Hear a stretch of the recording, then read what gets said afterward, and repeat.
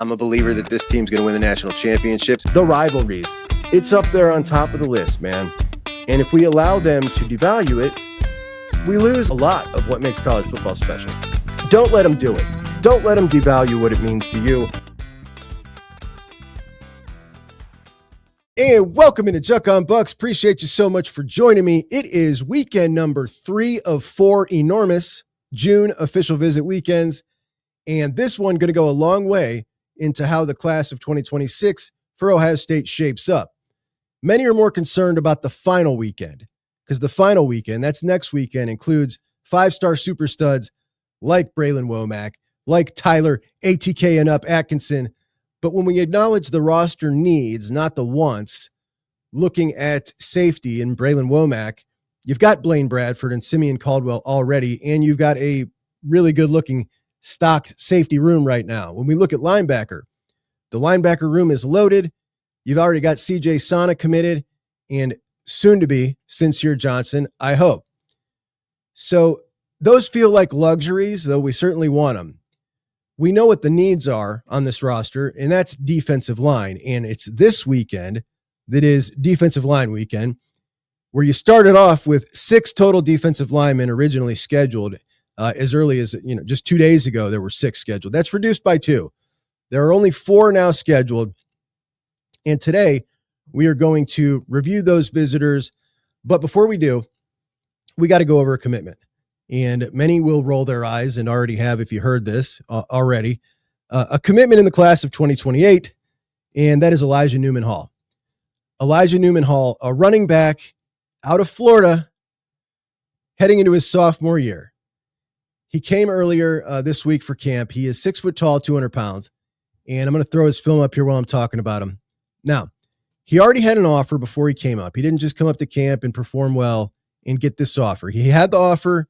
He came up with the offer, in my opinion, with the intention of committing the whole time. And this is a kid who's about to blow up. We're talking about a guy who's going to be, obviously these guys aren't rated yet in the class of 2028. There's no rankings. But in those initial rankings, he'll be a top 100 guy guaranteed. He might be a 5-star, top 1, 2, or 3 running back in the class. But certainly Carlos Loughlin's top target, a guy that Carlos Loughlin is very confident is someone who didn't just grow fast and is going to drop off. He's very comfortable taking this commitment, or he wouldn't have accepted it. This is kind of uncommon, right? And we've certainly been through stories like this before, not quite this young, but with a Florida running back committing a little early, and then it gets down to crunch time, and he flips out of the class, and Ohio State's stuck with nobody. However, there is no more Tony Alfraud. Tony Alfraud in this situation, would have no backup plan. I'm thinking right now, when we look at this class right now, the class of 2026, Tony Alford in this class would be waiting on Sabian Hyder and Derek Cooper, and they would pick somebody else, and he would not have offered Favor Akey until after they chose somebody else, and Favor Akey would be in too deep with USC or Miami, and you'd be stuck with nobody. Carlos Loughlin doesn't operate like that. So whether our guy here in 2028, Elijah, ends up in the class or not, Carlos Loughlin will have backup plans, unlike Tony would have. How excited should we be about this kid? He's clearly a great prospect. You never want to be too excited about a 2028 guy, right? But when we're listening to what this kid said, he pretty much said, if I were to ask you to say, all right, tell me 25 things that might make me feel comfortable that this kid was more than a coin flip to stay in this class. Listen to what he said. My mother and I were treated great and with love by every coach we met. I have faith in God's plan, and I prayed on and was drawn to the commitment. Not everyone gets a chance to be coached by Coach Locke himself. So we've got treated well, treated with love, and a clear admiration for Coach Locke. It was a real brotherhood and felt like a home away from home. I felt safe. My mother felt safe with the guidance that is to come, especially knowing she can count on me being accountable and someone else is holding me accountable. I mean, look, guys, those are just words, but those are the words of a wise young man who clearly has a very intelligent mother and clear priorities also faith. That generally works out well when we talk about Ohio State and guys who bring that up. The last one to bring it up was Bo Atkinson in the transfer portal.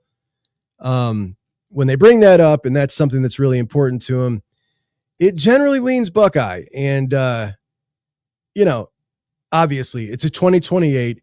It can't be more than a coin flip, but I would lean towards the positive end of this coin flip here, that kid ends up sticking. And that's pretty darn cool. But 2027 for running back is the class I'm looking at, with DGG, David Gabriel George, the number one running back in the country, out of what the heck's the name of that school that I love, down in Nashville. You know, the one in Nashville, the one that Max LeBlanc went to. Anyway, that's the kid. He's out of Canada, goes there, and I think the Bucs got the inside track on him right now. So he's the guy, should you not get Sabian Hyder or Derek Cooper this year, that we're really looking out for. But anyway, let's get to our official visits this weekend, and we start with what happened in the middle of the week. That's Darius Gray, the best interior offensive lineman in the country, out of Virginia, had an existing relationship with offensive line coach Tyler Bowen when Tyler Bowen was at Virginia Tech. Tyler Bowen comes up to Ohio State, gets a hold of Darius Gray. Darius Gray told me that Tyler Bowen was literally at his basketball game a week before Tyler Bowen took the job at Ohio State. So there's some action there, and that's good. He comes up for his official visit midweek. Now, it's just one of 8 official visits that he has scheduled. I talked to him afterwards.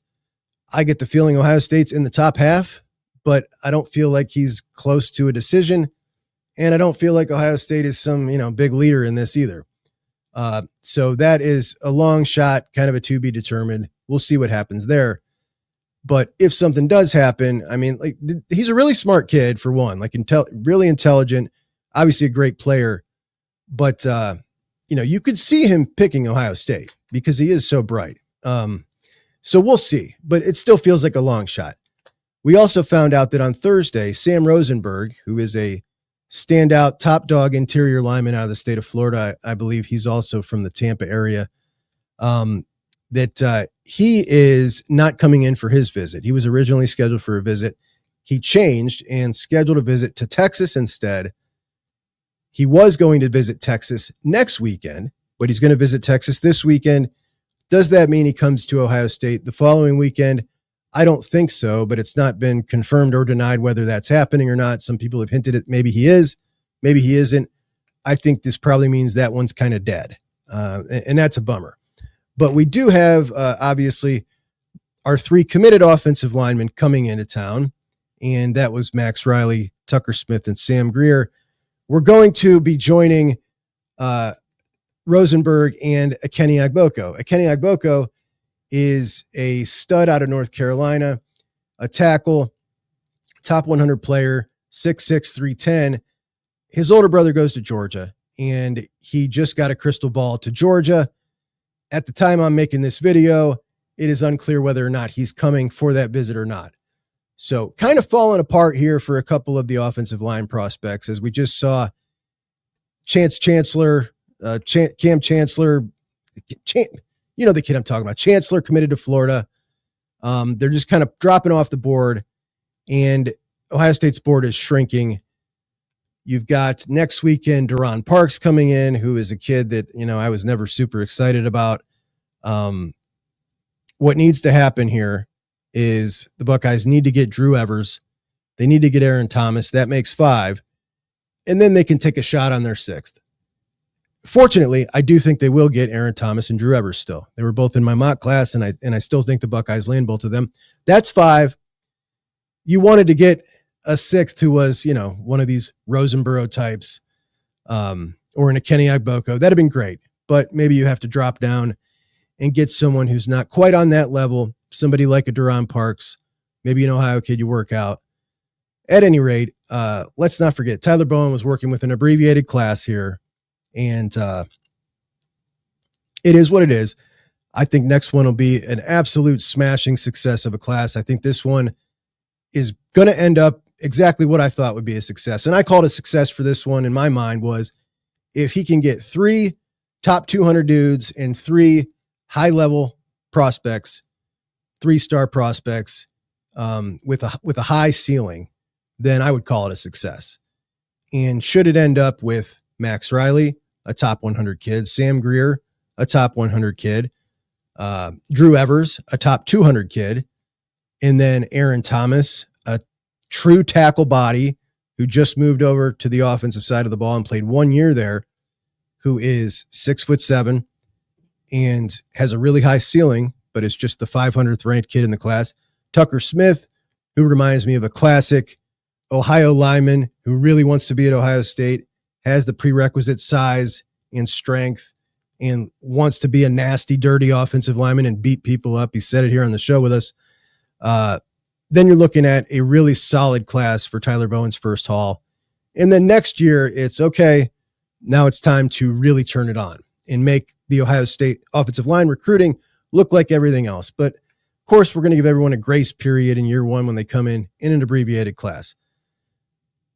But it doesn't look like we're going to get another big dog, I don't think, outside of Drew Evers. Anyway, let's move on to the defensive side of the ball. So defensive side of the ball, we start off with PJ Dean. PJ Dean, older brother, who just left Georgia for the NFL. PJ will be in town this weekend. PJ was an offensive lineman at the beginning of this cycle, and he played defensive line in high school, but offensive line was the plan for college. And Georgia opened his eyes to the fact that he is just as high level on defense as he is on offense. And he liked it. He liked the sound of it. He lost some weight. He leaned out, 6'3.5", 275. He's really quick. He's aggressive. Kid from North Carolina, and he is a top 100 overall prospect, a top 10 defensive lineman in the class. And if Ohio State can get him in this class and pair him with a guy like Jameer Perez and Deuce Geralds, man, oh man, that's a heck of an interior. I'm really pleased with that. An interesting recruitment in Jameer Perez, who will also be in town this weekend, as he is the 3-star from Glenville who popped off out of nowhere and got an Ohio State offer. This is a body type that Larry Johnson doesn't usually bring in. It's hard to get in anyway. We don't grow many of them here. 6'4", 360. And I got really excited about it. And then all of a sudden, poof, the kid goes down to Florida. They throw a pile of money in front of him. He says, I feel like I'm an SEC player anyway. And he commits to Florida. Well, last week he comes with Glenville. Ted Ginn brings the van. They all come down. Sincere Johnson's working out and Jameer Perez is working out. So he's not working out unless there's some clear movement there, right? He's not going to come work out. And now it looks like this is a body type that Matt Patricia wants. So when we look at Larry Johnson, he likes his defensive tackles a little smaller, a little quicker. And this big homie is a Matt Patricia style dude. So we got kind of this mix of things going. I think Kari Wilder is more of a Matt Patricia style with his versatility. And I think that Jameer Perez, also more of a Matt Patricia style. You look at a guy like Deuce Geralds, that's more of a Larry style. So we're kind of got a little mesh deal going on between these two guys' philosophies here right now. At any rate, it looks like things are looking really good with Jameer Perez, who will be in town. And what looked like an absolute layup a little while back is now starting to look like, all right, this is going to happen again. I'll be thrilled when it does. And I think I'm back on board to, the Bucs are going to flip this. And that's going to be great because I was just so salty because it's just so rare that we grow a guy like this and we get one and going to Florida of all places, Florida. Anyway, I just don't know what kind of deal they put in front of him. You know what I mean? They pay stupid money sometimes because they're desperate. And that's what I hate about this system. Desperate teams ruin everything because they're desperate. Speaking of desperate, take a look at this little balloon thing that Auburn put up here. Why not Auburn? Hey, what a recruiting pitch. Hey, why not? We had a new visitor planned who was coming up, Ernest Rankins from Decatur, Georgia, top 100 overall prospect, 6'6", 285, Georgia, Ohio State, Florida State, Auburn on his list right after the Buckeyes offered. They were right up there at the top, and things were moving fast. And this is a dude now. Got every SEC offer, but it sounds like it was moving a little too fast because that visit got canceled. He won't be in town this weekend. Will he be in town next weekend? I doubt it, but we'll see what happens with Rankins. At any rate, you got the prized crown jewel of the edge rushers coming up here this weekend from DC, and that is Carter Meadows. Carter Meadows, 5-star, 6'6.5" basketball superstar, 225 pounds. He is a speed demon. He's long. He's nasty. He chases plays down on the backside. Like, the dude's just a straight dog, the prototypical modern age edge rusher. And he's the type of guy that it feels like, man, we hardly ever get this guy. And right now he is down to South Carolina, Ohio State, Michigan, Penn State. It is thought that Penn State is in the lead here. He's been to Penn State more than the other schools. Michigan, a strong contender. I think South Carolina is a strong contender. Ohio State may be running fourth here right now, but we know how good they are on official visits. How bad did they want him? Larry Johnson, we talk about Matt Patricia and Larry and trying to mesh their philosophies. Doesn't seem like a guy Larry lands. But Patricia, I think that he could play a big role in this because this seems like a guy Patricia could land and could utilize. I can't wait to see this guy's defense. The way he's recruiting, the way he's so excited, his eyes light up about guys like Arvell and Sonny and what he could do with them. It's just going to be so much more fun. Not that I don't just love playing good, solid defense, but it's going to be more attacking, more aggressive, just a nastier style of defense, and I'm here for it. So you got PJ Dean, you got Jameer Perez, you got Carter Meadows, and finally, Jackson Ford out of Malvern, Pennsylvania, 6'3.5", 240, a 4-star, top 300 prospect. And it sounds, I don't want to say, it sounds haughty. It sounds haughty anymore. So remember, I got a message the other day, I read it, and it said, Larry's recruiting is down when people are celebrating about a top 250 overall prospect. And Jackson Ford is a top 300 prospect. That's a 4-star prospect. That's a blue chip prospect. And it's just like, nobody's going to be excited about that. And the funny thing is, like, I remember when Urban first came in and we were talking about, recruiting philosophy. And the word then was coming out of Urban and Pantoni, a top 300 prospect. Like that's what they're looking for. Like, that's a win. You get a top 300 prospect, it's a win. And now a top 300 prospect, everybody rolls their eyes about, which is pretty ridiculous to me. Because if you just have a class full of top 300 prospects, you are going to have a top 5 class in the country. And that's what we're also happy with.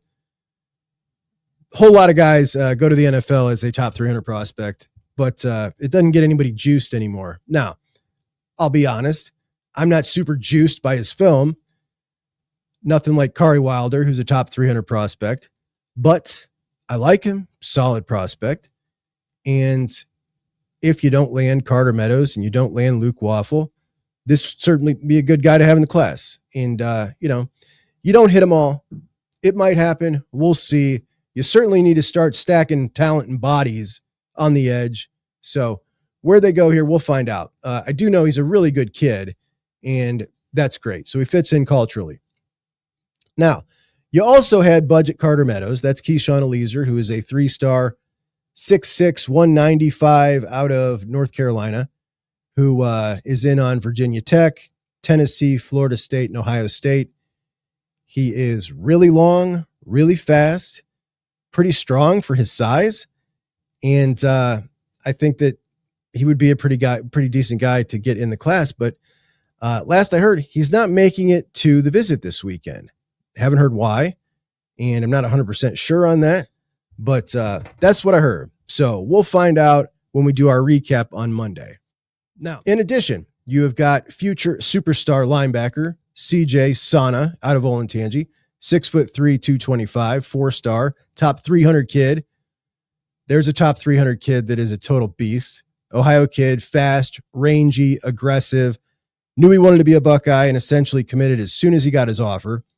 Started playing the position just last year. He's only going to get better. And he will welcome his friend, Sincere Johnson. They've become buddies, and they're going to hang out all weekend. So that's going to be awesome. Sincere, obviously a huge target for quite some time now. And from the time Ohio State offered him, they've been pursuing him really hard. They did take a while to offer him. Not sure what took them so long, but when they did, it was all systems go. Almost a 5-star now in On3, number 39 player in the country. So that's pretty awesome. But Sincere's a total beast, foot in the ground and just explodes. Reminds you a lot of Arvell, not as big as Arvell. There's a picture of them standing next to each other. Sincere listed at 6'3", 240.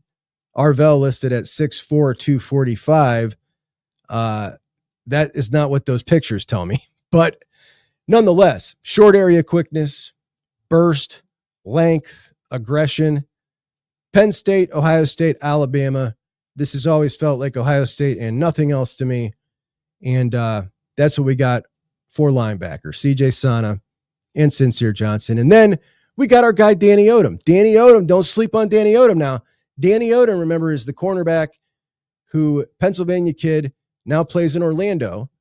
He is the number 247 in the top 247 in 24/7's rankings. 24/7, their internal rankings. They only rank 247 kids. He is the last one, so he just gets in, and that's awesome. But he's a long, rangy, fast corner, 6'2", 175, still 16. Speed, size, averages 17.5 points a game on the basketball court. So you got to like that. Oklahoma, Nebraska, Auburn, Penn State, Ohio State. Ohio State and Penn State cross and pass a ton. But Odom, the last cornerback on the board for these Bucks. And we'll see if Ohio State can lock this one down. Because they want 3. You got to grab him, add him in with the Spoon Man and Jordan Thomas. That'd be really good. So that's what we're looking at, guys. We got the 4 defensive linemen. We're unclear on a couple of guys like Kenny Akboko, Keyshawn Eliezer. I'll update you as I find out any information. But I love this stuff. I can't wait. We've got commitments coming. We know we've got commitments coming. You're going to see a lot of corny eyeballs. When we talked about the eyeballs, everybody knows commitments are coming. The literal Ohio State account is telling us commitments are coming. They're telling us 3 commitments are coming. Hayes Fawcett, who is asked to do the graphics, he's telling us commitments are coming, multiple commitments. And you can, try to deduce who that is. You would probably say Sincere is announcing on the 19th. Maybe he announces early. Jameer Perez, his flip gets announced. PJ Dean, those would probably be the 3 most likely, you would say, out of this crew. And who knows? Maybe we get a big surprise and it's Carter Meadows instead. That's very doubtful, but that would be pretty sweet.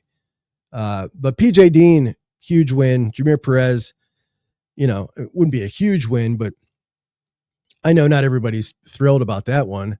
But I just think you got to have one of those on your roster if you have the opportunity, and you do. So get him.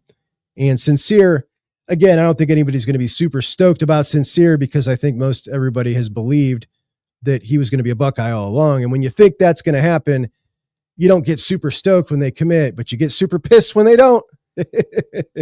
You know how it goes, guys. Anyway, that is our update. Let me see if I had any other notes.